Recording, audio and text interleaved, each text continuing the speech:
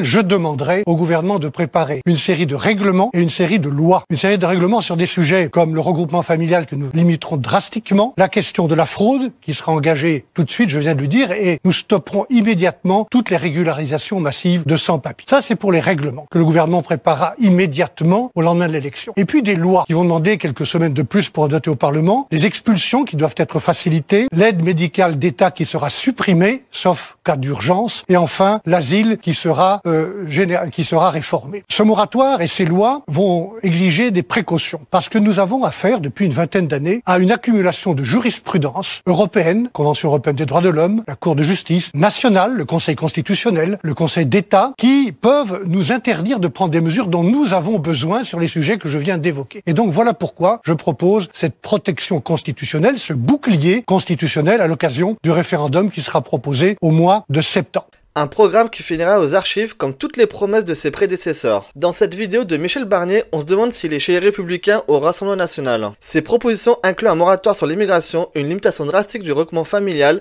la fin des régularisations, la fin de l'AME, des expulsions facilitées, une réforme du droit d'asile et un référendum. Rien que ça, en plus il est cocasse de proposer un référendum quand on sait qu'il fait partie des politiques qui ont refusé de respecter le résultat du référendum de 2005, trahissant ainsi les Français. La réalité va vite me rattraper car il ne pourra pas appliquer ces mesures étant donné qu'il est pro-UE et qu'il a voté en faveur du traité de Maastricht. Le plus vieux Premier ministre de la 5e République est un homme politique qui a toujours œuvré contre la souveraineté nationale et en faveur du démantèlement de la France au profit de l'Union européenne. Il ne manquerait plus qu'Ursula von der Leyen soit nommée ministre des Affaires étrangères.